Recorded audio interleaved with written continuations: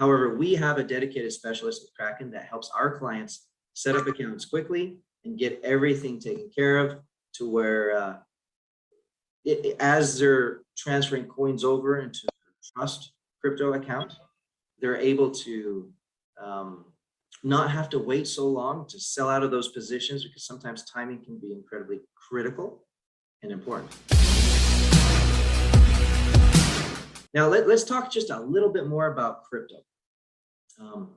Brett and I have had some very good success setting up. Now we're on our third crypto Deferred Sales Trust. What does that mean? So we've had other clients that have done the Deferred Sales Trust, and we've approached it through a number of different ways, whether it's through a stock sale or other things. But now we've been approaching the crypto because of Kraken and Gemini and some of these other digital wallets that are working with us. They've acknowledged the existence of the Deferred Sales Trust as an entity. So like Coinbase, if you set up an account with Coinbase, that's not just a personal wallet, but a digital wallet, you can do a normal like family trust account, you can do a business LLC account, you can do a C Corp account, you can do an S Corp account. They look for like a recognized entity. And now more and more, we're having these digital wallet platforms or custodians recognize the Deferred Sales Trust as an entity. And what took probably over 90 emails and probably 3-4 months for the very first account to open up with Kraken, now we've successfully opened up another one in less than 2 weeks, and we're on our third one that hopefully will open up any day now. The process is just quicker and quicker and quicker. And now we also, when anybody that has a crypto account, has anybody ever received a dedicated specialist who is like the same person that helps them through? It doesn't happen. It doesn't exist. However, we have a dedicated specialist with Kraken that helps our clients set up accounts quickly and get everything taken care of to where as they're transferring coins over into their trust crypto account, they're able to not have to wait so long to sell out of those positions, because sometimes timing can be incredibly critical and important. A lot of times we help the client get everything set up. We help the client know and understand the new process, how to work with the trustee, how to coordinate the selling of the coins or the purchasing of new coins. And it's been a fun process where we've been able to provide solutions to a lot of the headaches other people have had. When I say solutions, I'm not just talking about taxes, but we've had clients complain that, hey, if I want to participate in this Deferred Sales Trust, here's again one of their hesitations. My goodness, it took me forever to set up my LLC with whatever platform, right? And now we can tell them, well, hey, we can get it done in probably 2 weeks or less. And so whenever there's a specific scenario out there that we see time and time and time again, Brett and I and peers and everybody else, we team up and we try to find the very best possible way to achieve and to overcome some of those obstacles. And one of those was simply just getting a digital wallet in the name of the trust. That was something that we were working on 6 months ago, and now we've got great solutions for. And more of these custodians are jumping on board, and it's pretty exciting.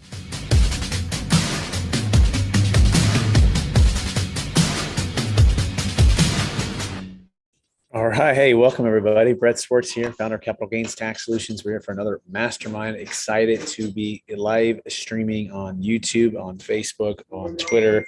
I'm actually out in Las Vegas today at a real estate convention, teaching and training people on the Deferred Sales Trust. I'm here with my co-host and business partner, Jake Miller, who looks like he's clean shaven today. He's looking really, really good, really handsome, man. How are you today, Jake? I'm doing well, but I don't know that this can be considered clean. It was clean yesterday. Definitely a different look. Somebody told me that I'm 10 years younger, and I don't know if that's good or bad. In the business world, everybody wants to be old, I think, but for like personal appearance, a lot of people want to be young. So I'm somewhere stuck in the middle. Well, it's good, man. That goatee that you had going there, man, that, it looked good. You look good either way, but I would say 5 or 7 years younger. Your skin looks good. The hair too. I think you got a little bit, you cleaned it up on the side a little bit. I mean, you're just a good looking guy. I'm not gonna lie. Well, I don't even know what to say to that, but thank you. And yeah, you know, my wife, she likes it long, and I rebel, and I trim it up because for me it's less hassle, less pain, and I'm Yeah. all about functionality. I can appreciate that. And hey, welcome. We got Andrew, we got Pierce, we got Rebecca. You know, Rebecca, you're in Tahoe. I mean, we were just together, by the way, for the first time, Rebecca. What a pleasure it was to meet you in person, hang out, EXP conference, talking DSTs, EXP commercial, business brokers, M&A. Rebecca, talk about the week and how everything went for you. It was awesome. It was great to meet so many EXP people and talk DST to people that didn't know about it, talk about my market and what they're doing in their market. I met some great people that just from all over the country. It was super fun. It was great to meet you. It was great to meet your brother. Gosh, it was amazing. Just the people, the quality, the fun. It was a lot of fun. My feet are killing me. I can barely walk. I still can barely walk, but it was a lot of walking. But it amazing, was right? And then Venus Williams spoke, and Grant Cardone. Yeah. I mean, the leadership and like the technology, the platform, the people, it just keeps exceeding my expectations, and I hope it exceeded yours so far. I'm so excited that you joined the XP family, and you joined my the greater team. So now we're all business partners in this thing together. And for those who don't know who Rebecca is, she is an expert residential and luxury agent in the Truckee Tahoe area. And so glad to have you here again, Rebecca. And now we got my other team member and business partner, Pierce York, out of the one and only like Newport Beach area. Pierce, how you doing this week? We missed you. Good. No baby yet though, so I feel like I could have gone. Rough one. You know, you made the right decision though, because that's too much risk versus not enough reward, right? I mean, a lot of risk. I would agree there. You can't. My wife would have killed me. You would never leave that down, right? You're like, Never. yeah, I was at this real estate thing, babe, like in Vegas. Oh yeah, and when I was having my baby, right? You're just that's the next 50 years of your life. You're just shot here, so you don't want to mess with that, bro. Yeah, but anyways, I'm glad to hear it was awesome. Yes, we missed you, and we also have Andrew. Andrew, hey, why don't you introduce folks? Hello. Andrew, where you calling from, and introduce your specialty. Hey, I'm calling from wet Seattle. I would love to be in Truckee right now. That'd be awesome, but here I am. I'm calling from Seattle. I run Nighthawk Equity. We are a real estate syndication company. My partners are Garrett Lynch and Michael Blanc. You guys might have heard of Michael. Right. We run a podcast there and raise money for apartment buildings. We own about $200 million of apartment buildings, 18 properties all across the Southeast. And so Brett's been on our podcast before, and I think that Michael's been on yours too. Is that right?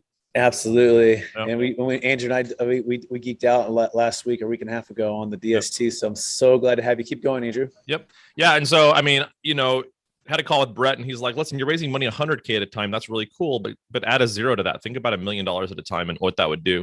And it's like, yeah, that would be really nice. I do a lot of the investor relations side on the back end. So when you have 80 to 120 investors on a deal and you send out a monthly report and the number of questions that come in, the amount of time that consumes, it's our job. It's our sort of joy to service their needs and address their attention. But at the same time, it's just literally hard to scale. So as we're growing from $4 million deals to $40 million deals, if you have to 10x the number of investors, that gets hard to scale. But if you can have investors that are doing $1 million at a time, that's pretty exciting. So in that vein, I was like, let's learn more about DSTs. And so he said, join our mastermind. And so I'm missing my weekly workout to be here, but that's my level of devotion to this call. Is usually I'm just lifting weights and getting slugged by my trainer this time. So I'm glad to be here, but also sad to be here in that sense. Awesome. Well, Andrew, thank you for making the sacrifice, and we won't let you down. And yeah, we are building we think it's a movement of tax deferral. It's no longer about just cash flow. That's always important, but it's more and more and more important to have tax flow, right? Strategies and plans to make sure that you're not getting hammered with taxes, and or if you're raising funds for syndications, that you're doing it in a way that addresses the tax challenges. And in fact, this is why it's the Crypto Capital Gains Tax Deferred Sales Trust Mastermind. mastermind here, and that we believe it's the largest opportunity in the history of raising capital, of transferring into real estate deals, of getting diversification, of getting some liquidity that we've ever seen before, right? And Bitcoin hit another all-time high. Jake, what were your thoughts on just the marketplace last week? My goodness, things are going wild, if I can say that. So definitely a time that things are climbing, and all the people I'm talking to, they're not selling yet because they foresee it continually to rise. Interesting all around. In lines with some of the things that you mentioned, Brett, I'd like to bring up the fact that, you know, as far as revolutionizing the options that people have, and Andrew, for funding the various syndications that you're going to continue to have across the United States.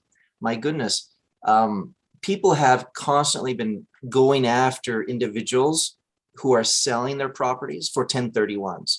And they've even created Delaware statutory trust funds. I mean, these things are decades old, right? This is the traditional route of saying, hey, as an incentive, as a tax incentive, if you have a transaction, let's be smart, let's be wise and prudent, and let's roll it from one to another.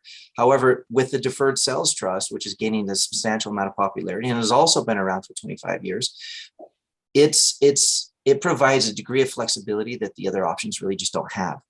Timing is on your side. You don't have to sell and buy in an up market. You can definitely choose amongst a variety of asset classes rather than being forced into something that is like kind. And so there's just a number of different things that make it easier for somebody like yourself, Andrew, to attract investors who are going to sell what they have to syndicate with the funds that you've already created. Yes, and that is part of the vision, right? To make this thing really simple for everybody and also unlock just what's possible. I did a speech or a little bit. I was on a panel and I was giving a little mini speech on the Deferred Sales Trust yesterday to about 250 commercial brokers, M&A advisors here in Las Vegas. And one of the things that kind of came to mind is just like reimagining what's possible for unlocking capital, for doing more deals, for adding more value.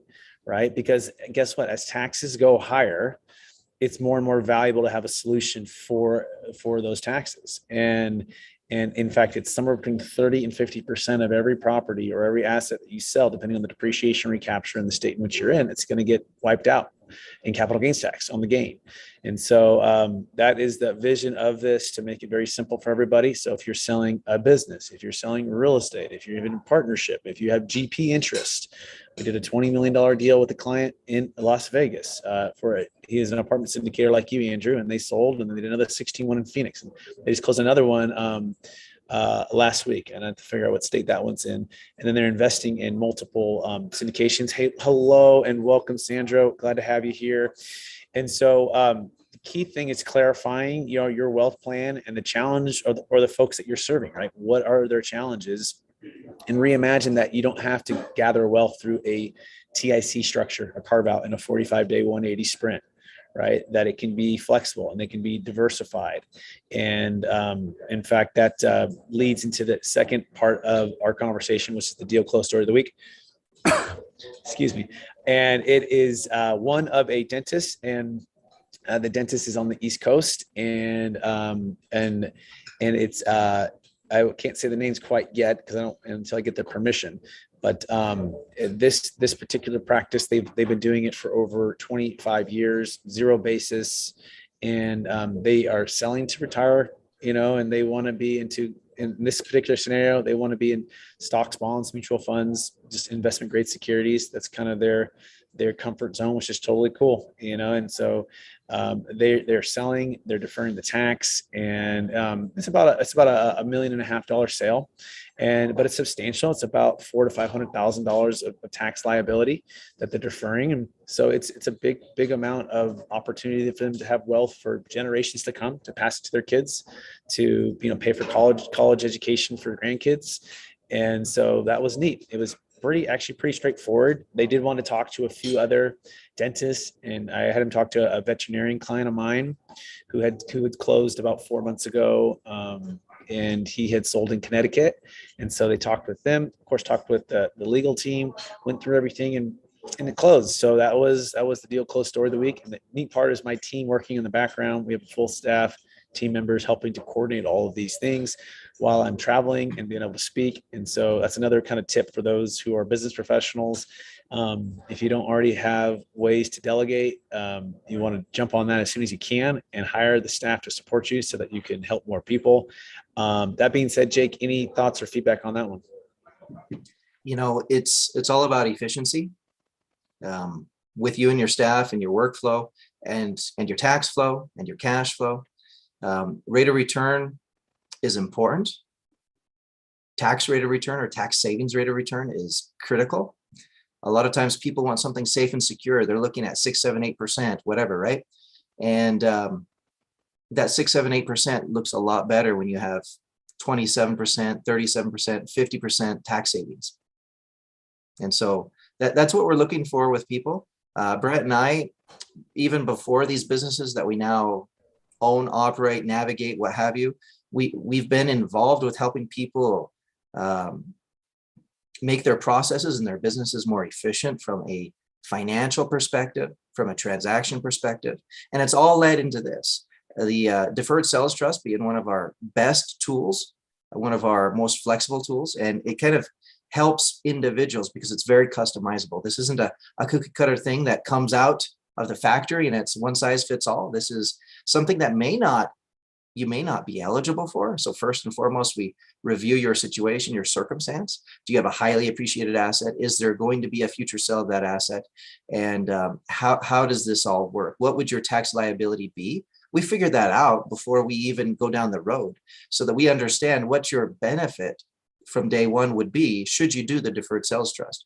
And if the benefit isn't big enough, we let you know. And, sometimes it still makes sense to do it, but it's not the home run we were looking for, right? Could be a base hit, could be a double or a triple. We let you know that so that you can make a conscious, deliberate decision based on the facts and not some sales pitch, if that makes sense. Makes perfect sense. And for that, I want to ask Pierce for our listeners, and what's our minimum deal size and why? Yeah, typically our minimum deal size is $1 million net proceeds, $1 million gain. And that's just because at that point, that's where the numbers work well for them and they work well for us. And I think there's a little bit of play there if the people are cool and they're super motivated and, and there's a substantial capital gains tax liability. But typically it's $1 million and $1 million. Yeah, very well said. And Rebecca, I know you're working on your rental property the development property that you're building right now. What stage are you in there? And just for our listeners, what do you think in the potential liabilities, especially because it's in Truckee, right? It's not on the Nevada side. Right. It's on the California side. So we're getting the roof on it, just finishing the framing section. So hopefully be done by May, June of next year. In today's current market, it's probably going to be worth $2.5 million.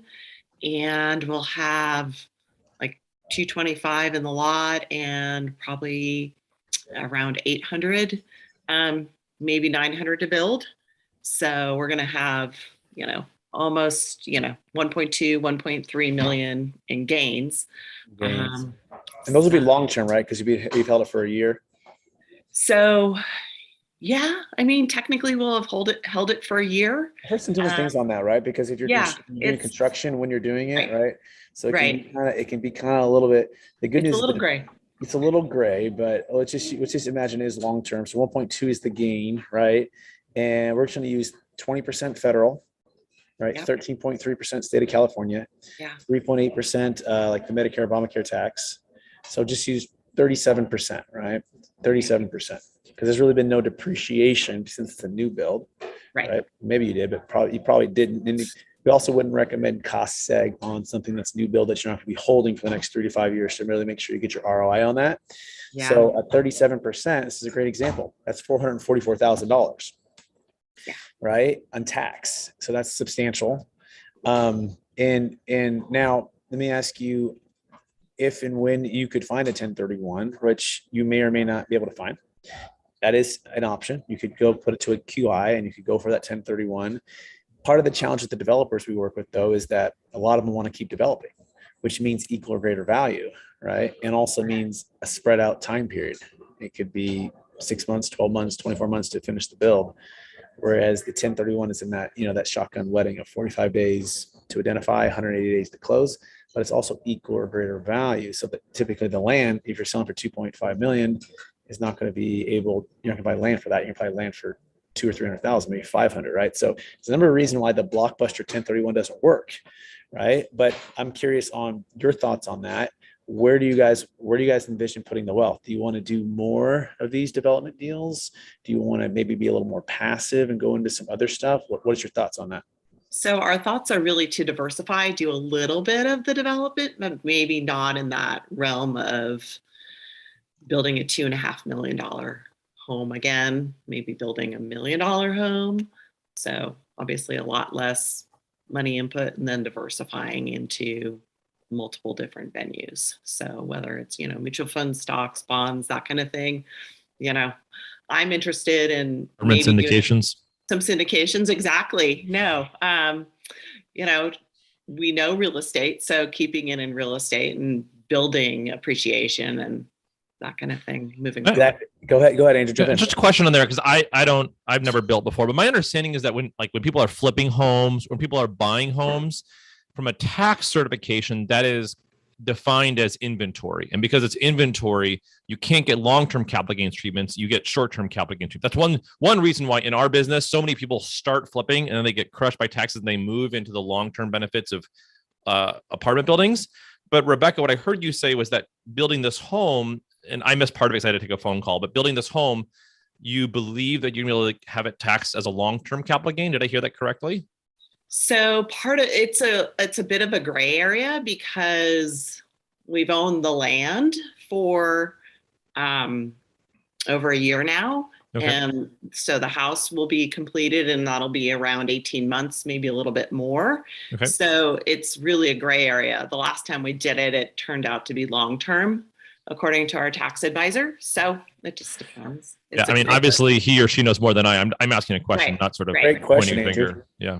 It's a great question. And to that point too, as well, I at the real estate conference here with the EXP conference here in Vegas, I have a broker. He's done, 500 deals. He's in Sacramento. He called me and I actually saw him local. He's like, hey, I got a guy, he's buying a deal and he's basically assigning it and he's flipping it within a day. And he's going to have about $1 million short term. Can he solve it? And the answer is yes with the DST plus. Okay. So part of why the challenge with the 1031 is it only applies to investment property and doesn't apply to crypto, doesn't apply to business sales, doesn't apply to artwork or collectibles or public or private stock. The deferred sales trust applies to all of that. But the second thing is the reason that, and that's why it's Netflix, right? The second thing is the Blockbuster 1031 doesn't do short term. It only does long term. Okay. Guess what the Netflix deferred sales trust does? It can do short term. So even if the tax person that Rebecca, you're advising with said, hey, it's actually short term, we'd say, okay, well, we're going to do we call it the DST plus or the DST 2.0. It's a little bit different, but it's unlimited on the amount it can go into this thing. It can be a $1 billion deal. It can be 100 million. There's no limit to that. It's a little more inflexible on the payments out. Once you start, it doesn't stop, but it works for short term, which is pretty amazing, right? It has all the other flexibilities to go into stocks, bonds, mutual funds. Jake Miller is his financial advisor to help with that, as well as back into commercial real estate syndications. Andrew could be an opportunity for that. And the key is diversifying it and based upon what Rebecca and her husband feels really good about. But just FYI on there, we work for short term or long term. Any other thoughts on that, Andrew or Rebecca? I mean, it's super interesting that you can do short term and long term. And of course, if it is short term, then number one, 1031 is an option. But number two, the tax savings are even greater, right? Because of course it's a 37% bracket. It's basically income, active income or wage income, as opposed to being an investment. So it works. It's a 1-2 punch to your advantage. Brett, when you talk about DST plus, are you saying that to distinguish it from the Delaware statutory trust? Is that why you're you're using that language to distinguish it from the Delaware statutory? Let's clarify. So Delaware, we should just call it Delaware 1031. call it Delaware 1031 Blockbuster, right? And they're both Deferred Sales Trust, Delaware Statutory Trust. They're both DSTs, but they get so confused. Right. So for everyone in our community, we're just going to call it the Delaware 1031 Blockbuster, right? And for us, it's a Deferred Sales Trust and a Deferred Sales Trust Plus, okay? And I like to say Deferred Sales Trust 1.0 and Deferred Sales Trust 2.0. So for 2.0, that's the one I was referring to, but yet not to be confused with the Delaware 1031 Blockbuster. Right.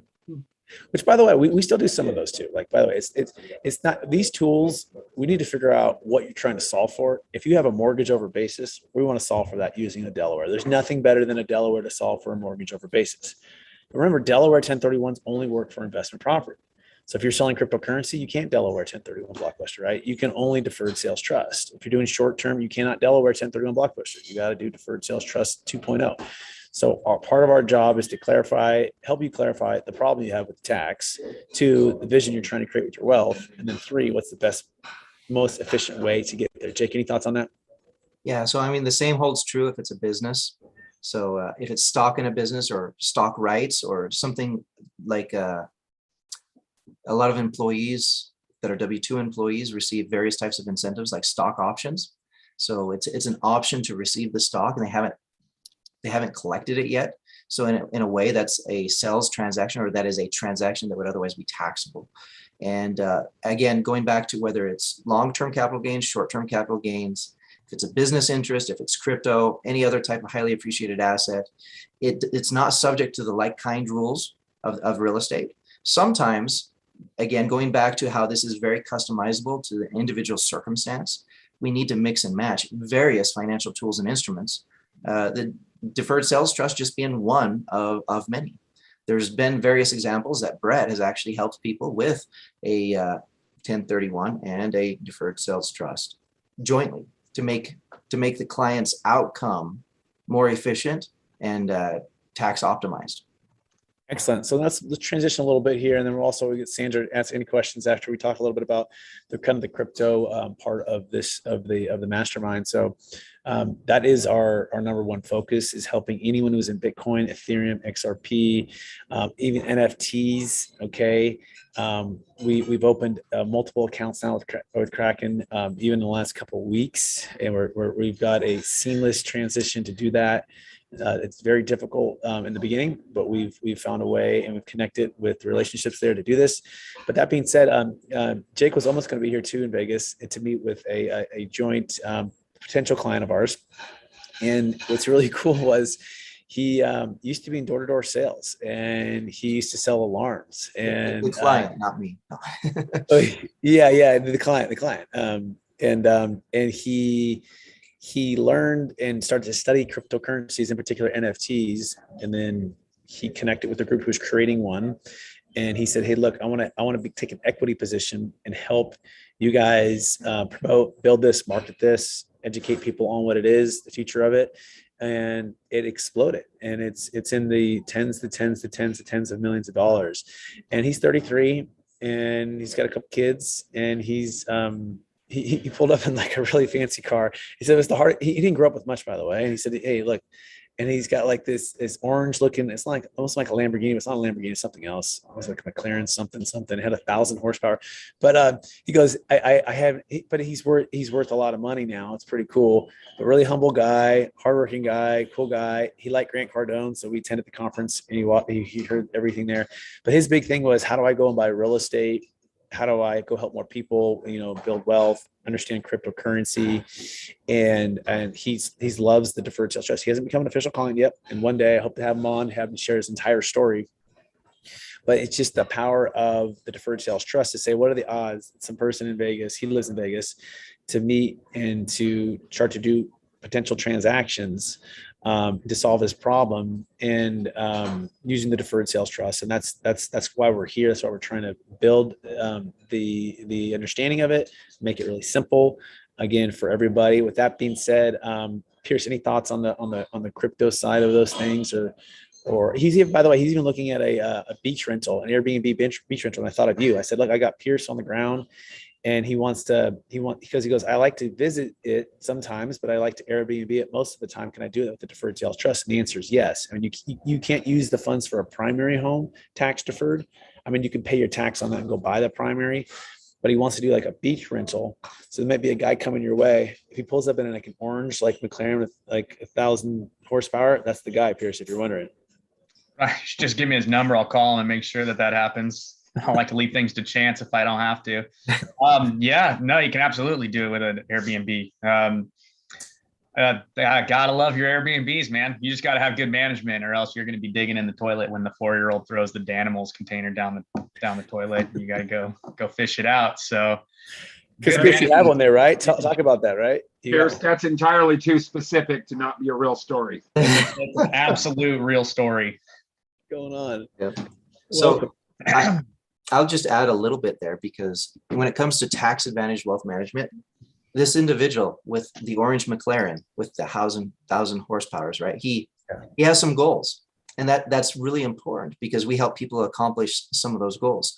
His cash cow business, or the venture that helped him make all of this money, right, came from a very modest background, and now he's got a substantial amount of wealth.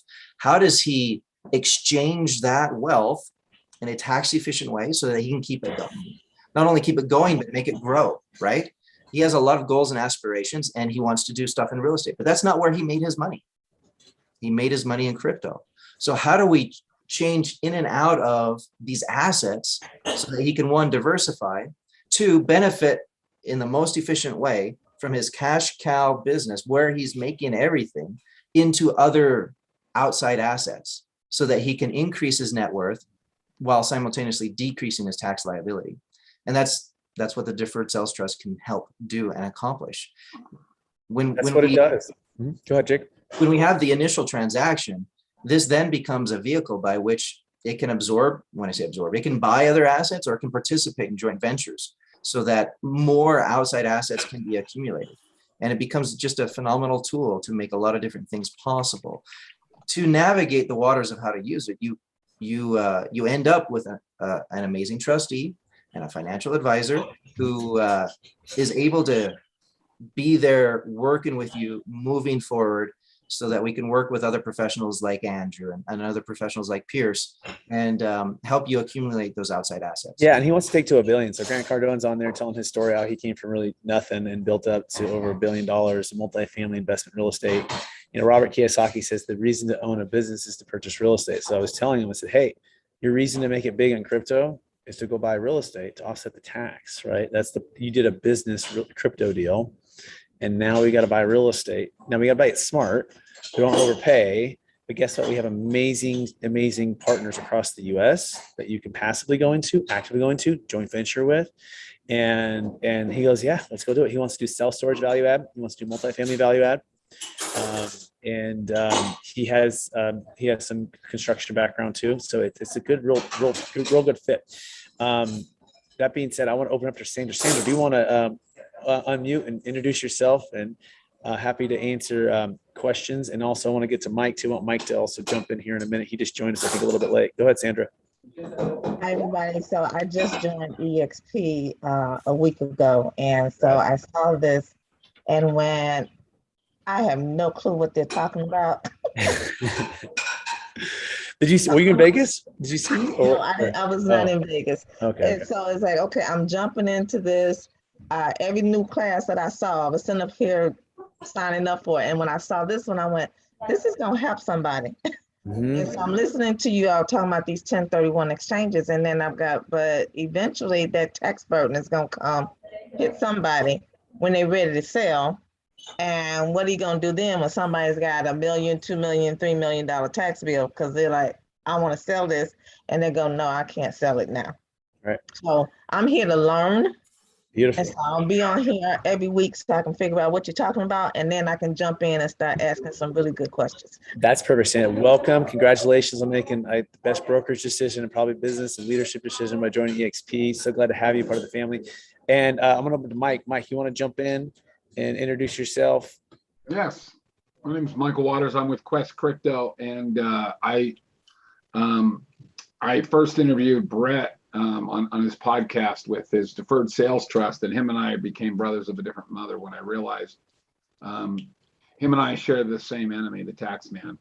And so he's not really an enemy. He's just a foe that you have to do battle with intelligently. And I just fell in love with the Deferred Sales Trust and what he does. And I work with a lot of people in crypto who have the identical problem. In fact, I literally met this weekend, and I was down in Vegas this week.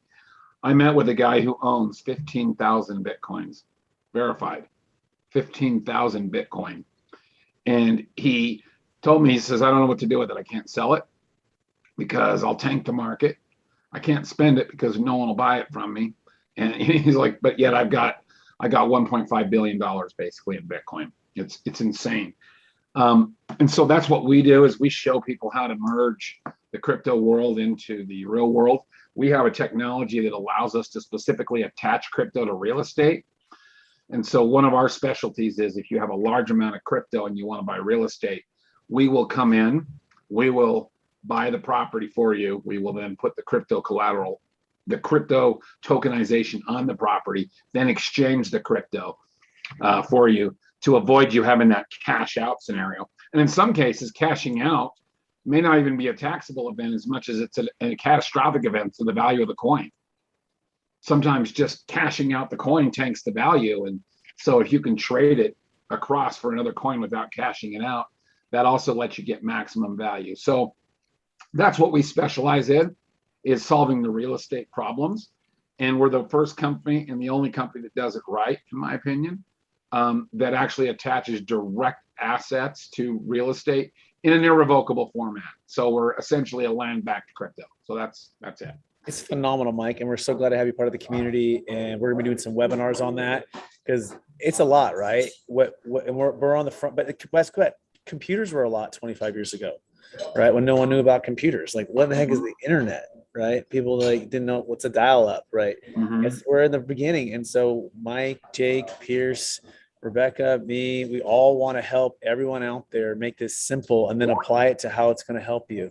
And so I have to jump on a plane. So what I'm going to do right now, I'm going to just pass the mic over to Jake, and then he's going to finish this out. By the way, if you want to connect with me, go to capitalgainstaxsolutions.com. If you have a $1 million net proceeds, $1 million gain, you get a free consultation with myself or Pierce or Jake to find out if this is a good fit for you.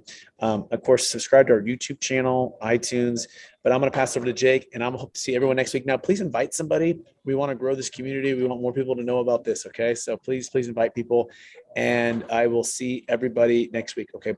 Bye. Jake, I want to make you host, make you full host. So it doesn't just kick everybody. Host disabled. You're the full host. You're good, right?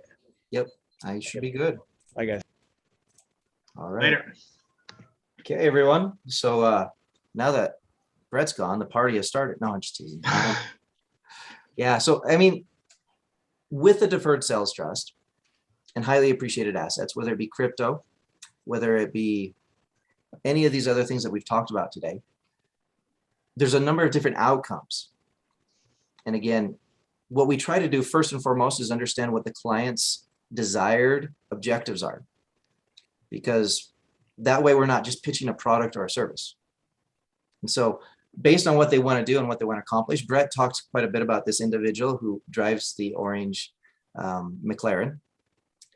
This individual has the desire to continue to reinvest and to go from the substantial figure he's at to a much more substantial figure, which is, I mean, for us, these are a lot of zeros, but essentially that's about 4 times what he has right now. So how does he take what he's done extremely well and 4 times it? All right. If he takes what he's done extremely well right now and pays taxes on it, he's going to lose half. So out the gate, instead of 4 times it, now he's got 8 times it, if he pays taxes on all of it. However, with the Deferred Sales Trust, everything that rolls in can continue to roll forward as if, just like your 401k or some other retirement plan, money inside, you invest in Coca-Cola, you sell Coca-Cola, you buy Pepsi, you sell Pepsi, you buy whatever. You're not paying taxes on every single transaction like you normally would if it were a house that you own or if it were a business that you own, or if it were crypto that you own personally, right? And so the deferred sales trust provides that vehicle in between that shelters you from receiving contractual receipt of whatever sales transaction is occurring, and allows you to continue to process future transactions moving forward without it being a taxable event to you. So this is interesting to me. In my former life, I was an attorney. So the reason that the DST works from a tax perspective, I think, as I heard you say, Jake, is because you never legally get constructive receipt of the gain. It stays in the trust, and therefore it does not become a taxable event. Is that sort of the secret sauce that allows all this to happen? And I wouldn't necessarily call it secret sauce, but that's one out of several pieces. That is a very critical piece. Essentially, just like you identified, if this is you, and then there's a buyer out there and he's going to give somebody money for whatever it is that you're selling, the trust steps in the middle and receives those funds. You don't receive those funds, so you don't take contractual receipt. That is one of the big pieces right there. Go ahead, Sandra. I see you raising your finger. My question is, are you buying the property in a trust to begin with? No, this is just something that you already own. Okay. Now, once the trust is funded, so once there's been any transactions, you've sold something, then you can use the proceeds inside there to then go and purchase other stuff, right? But in order to be eligible, you must first have a taxable transaction that would be substantial enough to warrant fees and expenses of everybody involved, if that makes sense. We usually say, as Pierce brought up earlier, what are the numbers again, Pierce? $1 million and $1 million. $1 million and $1 million. So we like there to be at least $1 million in gross sales proceeds, so to speak. We like there to be very low basis. And we like there to be very low debt, right? If there's a lot of debt or if there's a lot of basis, we like the sales price to be bigger, but we can still accomplish this even if all the numbers don't line up. It's just not as big of a home run. And you have to weigh the pros and cons of participating. Okay, so the transaction has to be at least $1 million. Let's just look at it this way. Without the Obama tax and without state taxes and everything else, 20% capital gains tax on $1 million, you're paying $200,000. Mm-hmm. At that point, we feel like there's enough pain that it's a no-brainer to use the deferred sales trust, because if you pay the taxes, you're only going to have around $800,000 left over at the end of the day. At what point does it make sense to go down this process and have two new team members with you in the future, Brett and myself, helping you navigate the use of the deferred sales trust? Well, what if you could have 1 million rather than 800,000? Okay, so if you have $1 million, that's that's a 25% increase from the 800,000, right? Mm-hmm. And so maybe at that point and beyond, it makes sense to go through all the process necessary to make this happen. Okay, so I need to send some people to you first and sit down and listen to you while you explain the process to them. And that's perfectly fine. So that's actually what a lot of people do. You'd be surprised how many people hear what we say, and it sounds like such a good thing, but they don't necessarily understand it all. And they bring someone to the table that they know that's going to have a big taxable event. We help them with it, and then like the light just clicks. Like they've seen it happen in real life, and then they're like, "Oh, I'm going to do this next." Okay. And All so, right, that's what I'm here is to learn. So, Hey, Jake, let's say that you're in California, like Rebecca said.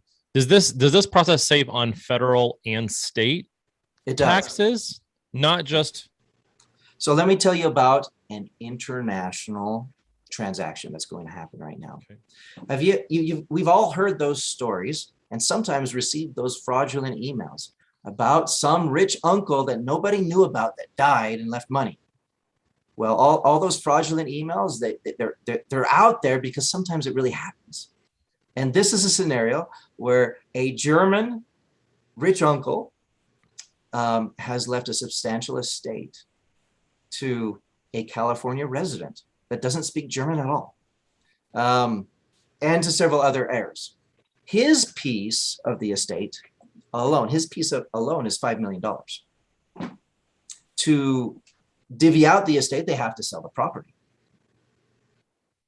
And then they have to assign like a K1 type of income, whatever, to a person, a business, something, right? And so in this scenario, the individual is most concerned about all the US stuff, because the estate is going to take out from his portion, everything that is, in Germany and everything else and all the estate stuff that they're dealing with. He's just concerned about, well, I'm a US resident, I live in California, and my goodness, this is looking like, at the end of the day, 5 million, that's great. I'm just going to give up half of it to the federal government and the state of California. However, we can set up this deferred sales trust to receive something that is not allocated to him yet, because the estate is not executed. There are contingencies still in place. So it is not something that he can knock on their door and say, I want this now. Not all contingencies have been removed. The executor could actually decide not to give it to him. So things are worded correctly. And based on when he's eligible to receive it, should he have a deferred sales trust set up beforehand, he will actually have a promissory note for his rights to that estate portion. He will have a equal promissory note. It's almost like a pre-sale to the trust. The trust will receive the proceeds. Him and his personal estate will receive the promissory note. Trust receives the $5 million. And essentially, this is all just deferred stuff. Deferred meaning it's recognized by the US government, it's recognized by the state of California as monies that he will eventually, at some point, because of the promissory note, receive. But it's being deferred for all intents and purposes for taxes, at which time it allows him to take, instead of $2.5 million, it allows him to reinvest all $5 million into other assets and continue to make it grow.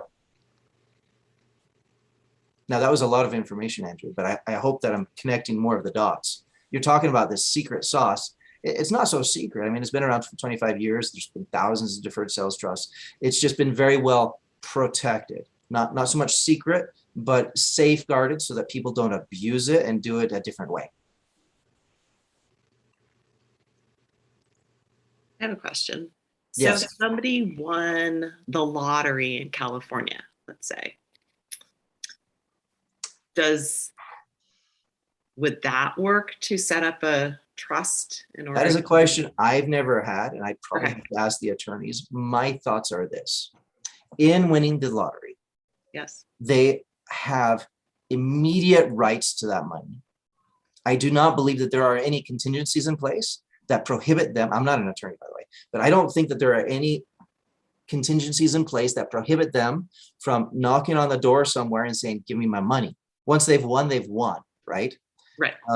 Now, should they think that they might have the winning ticket, and should they sell their rights to that winning ticket to a trust before the lottery happens? Possibly, but who would ever do that? Right. I mean, Okay.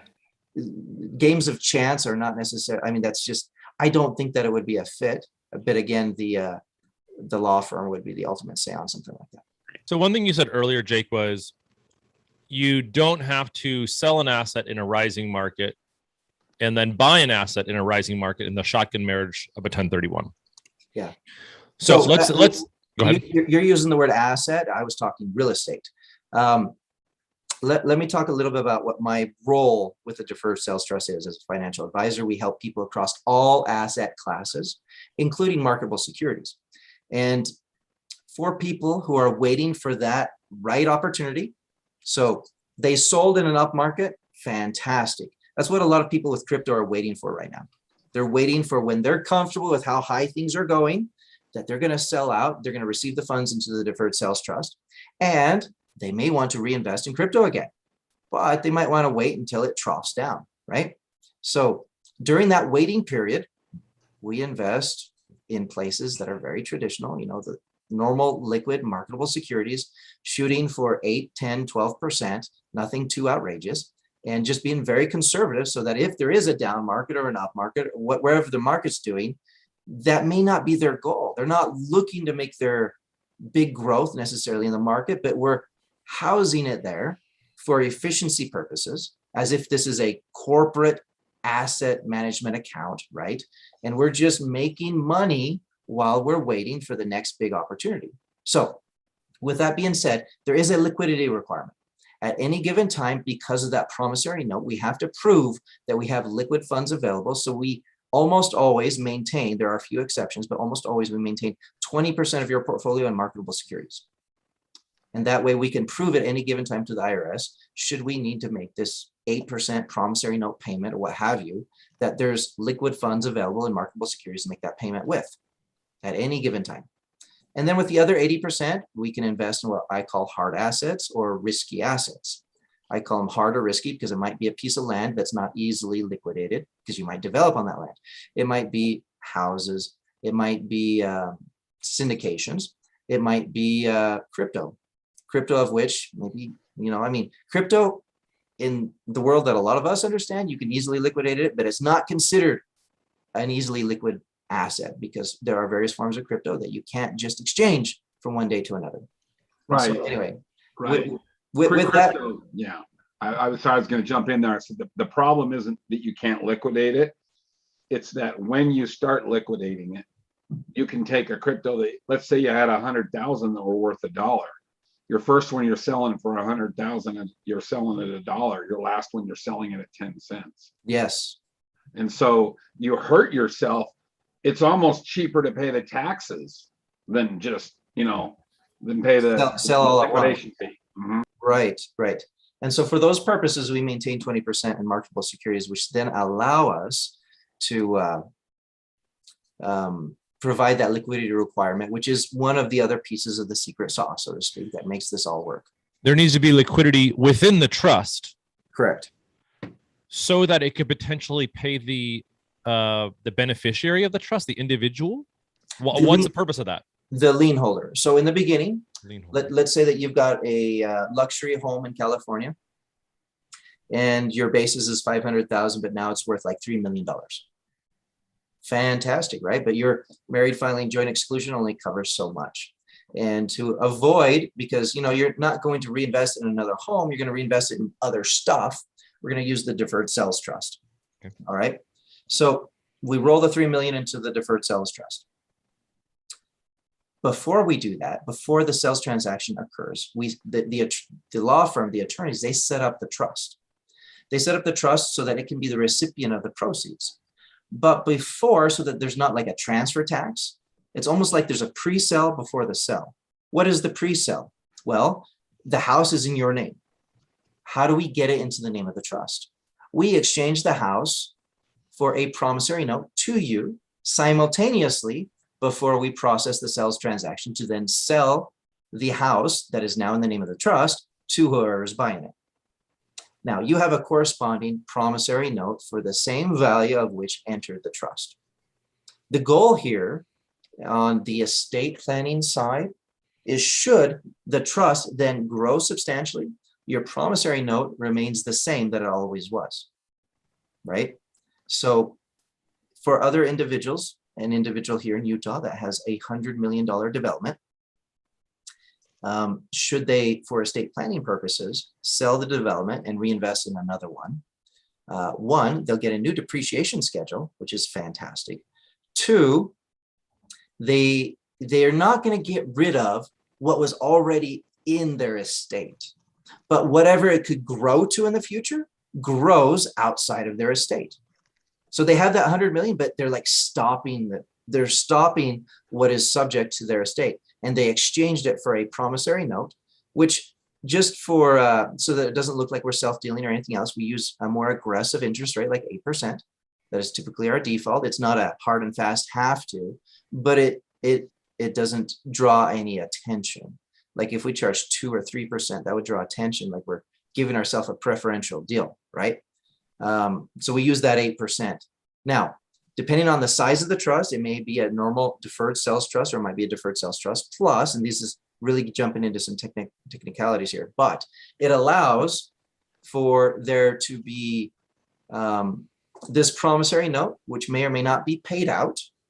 I say may or may not be paid out, depending on the timing and everything else. It's always prudent at some point in the future, if we have a promissory note, that we make a payment so that the IRS sees that it's not just accruing inside that there is intent to pay things out, that it really is a deferred thing and not an avoidance thing. Does that make sense? And then in order for us to actually be making payments, which is actually required if we have substantially more money in there, to be making this interest payment out on the promissory note, we have to have that liquidity requirement for the holdings of the trust.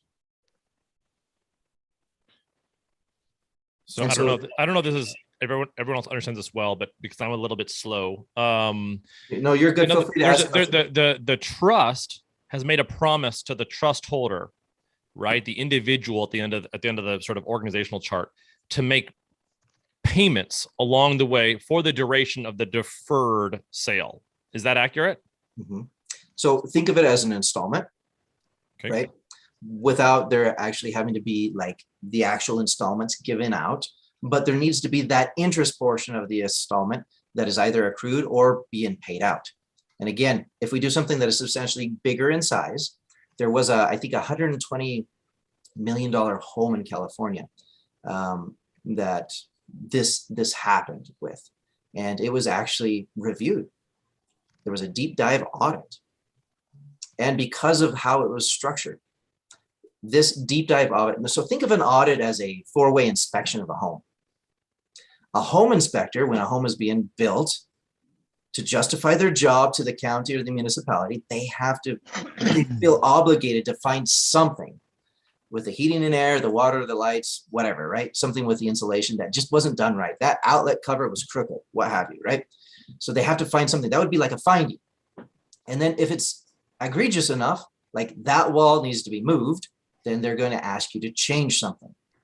Okay. So in a tax audit, there's findings and there's changes as well.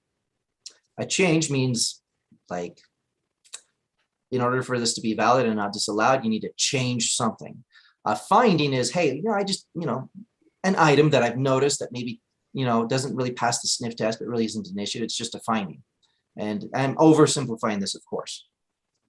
Now, this deep dive audit, what is a deep dive? It's not just a cursory, it's not just like a detail that they're looking at. They're reviewing the entire thing. And it came out with a 0 findings. So sniff test, all good. And a 0 change audit, which almost never happens. Again, if we go back to real estate, almost every home, an inspector has to try to find something to justify their job. Same thing with an IRS auditor. They have to, especially if they're going to do a deep dive and exert so much money and effort and manpower and everything else, they're going to try to find something. And 0 findings, 0 changes. What does that tell you? That means that the way that this is all put together, Andrew, you mentioned the secret sauce, or just how it was originally built, is so solid, and there's not a lot of people out there changing it up their own way, so it's not being abused, that it has passed not only this audit, but 14 audits in total. Now, if 1 out of every 2,000 people get an audit, that gives you an idea of how many trusts are out there. All right. So this is something that has been going on for 25 years, and it's been very successful. And the law firm that helps you with this, they provide lifelong audit protection because they have an incentive to continue to make sure that they have an ongoing 100% track record with their strategy. Now, the one thing I would just alter from your comment earlier is not so much the trust person or whatever. It would be you're exchanging, you hold the asset, you transfer the asset to the trust for a promissory note. So it's almost like you're the bank now. You're now the lien holder, right? And of course, you can designate who the beneficiaries are. But the person who owns the property or the corpus would now be the trustee. That's for purposes of the IRS. So when the IRS, they do their deep dive and they put on their laser eyes and they want to really analyze everything, they're not analyzing you because you've never received the proceeds. You've never taken contractual receipt of the proceeds of that sale. I mean, at some point, you're going to take a distribution beyond interest. And at that point, that's like a K1 to you, and that's income, right? And it'll have the same tax treatment it would have had during the original transaction, just deferred to some future date. And so great questions. And we enjoy going down into the actual mechanics of how this works. A lot of times it makes a lot more sense if we have a real life, like your real life scenario or a client of yours real life scenario on how it can be put together, because then we can actually plug in all the pieces and customize it to that scenario. What's the end game with the trust? Right? Is the idea, hey, I'm going to have this until I die for the next 50 years? Or is it like, we plan to have this for 3 years and then X occurs? Yeah. So normally this is a long-term strategy. And when I say long-term, it could be for the next 10 years, or it can be for life. And again, the goal here is to take the entire proceeds of whatever asset that you have, and instead of net of taxes, it's just net of attorney fees, right? And then snowball it and continue to grow it going forward.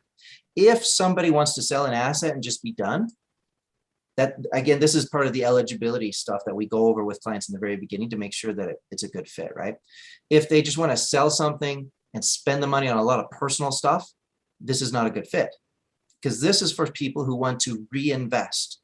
And it might be reinvest in businesses, reinvest in crypto, reinvest in real estate.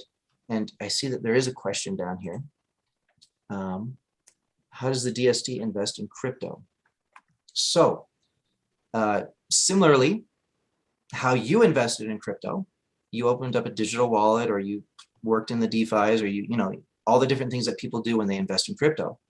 That also happens, but within the Deferred Sales Trust. Think of the Deferred Sales Trust here. And in the name of the Deferred Sales Trust, you open up a digital wallet. We've had some great success with Kraken, Gemini, and a few others. Kraken, we actually have an assigned person at Kraken that it's the same person every time that handles our Deferred Sales Trust digital wallets, which has facilitated the process. The very first one that we did took over 90 days to set up. The last one we did took 3. It was either 3 or it happened on a weekend and it became 5. One of those. It just depends if you count the business days or the total days, right? It was very fast. And so their legal team and everybody else, because they're like, well, this isn't an LLC, this isn't a grant or trust. What is this? So they all reviewed it, and it almost feels good that they like accepted it, and that they're like, yeah, this works, and this is an entity that we will recognize and absolutely will open up Deferred Sales Trust digital wallets. And so that's just like another confirmation of how things are progressing towards the Deferred Sales Trust being a more commonly used financial tool.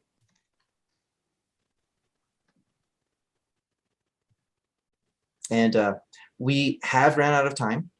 Andrew, you are either hungry or you have lots of thoughts and questions. Feel free to reach out to Brett or I. A little bit of both. Yeah. Feel free to reach out. Next Friday, we're here as well, but I would say before then, in the middle of the week, let's answer any and all questions that you have. Brett announced how you can reach out and get in touch with him. I have a booking page on alphamarktax.com where there's a booking link at the top right. You can also reach out at 1-800-773-1848. Ask for Jake Meller, and we can definitely help you with your scenario, your specific circumstance, you or one of your clients who might be going through a highly appreciated asset sales transaction. Pierce York is also available to discuss all things luxury real estate, as well as the Deferred Sales Trust and how it may be applicable to you. How do people reach you, Pierce? You guys can call me on my cell. I'll put it in the group chat. Or you can reach out to me at kingdomluxuryrealty.com. And if people are interested in real estate syndication or an opportunity to invest, Andrew, how do people reach out to you? Yeah, my email up at the bottom, it's drew@nighthawkequity.com. And I'm also on Instagram at DrewNiff, so I'll put it out right here. Very good. And Nighthawk with a K, right? Without a K. Yeah, Without good distinction. So let me, Drew at Nighthawk. Where do you do most of your syndications? Our syndications are in the Southeast. Our last 4 have all been in Atlanta, Northern Atlanta. So we're looking for areas where there's 3 things: job growth, income growth, population growth. Because those demographic trends happen in decades. There's long-term secular economic tailwinds that are gonna help out your investment. So that's where we're investing. Oh, Atlanta. What about Florida? We're not in Florida right now. We're looking at the Carolinas at this point, but Florida's on the map. It's geographically close and it meets that bullseye I just talked about. The issue is we want to go places where we have vendors that we know, like, and trust that can go with us and execute in Florida like they do in Atlanta. And right now, those vendors more easily are migrating to the Carolinas than they are south. But if we find that, we're open to it too, but not at this point in time. What kind of cap rates are you guys seeing out there? About 4. Well, let's continue this on the next call. Yeah. I'm 5 minutes late for my next meeting, and Yep. I gotta get that started. Pierce, happy to talk with you offline or the next meeting. I'll email you. Yeah, you bet, man. Appreciate you guys. Thank you, everyone. Okay, See ya. bye. Bye.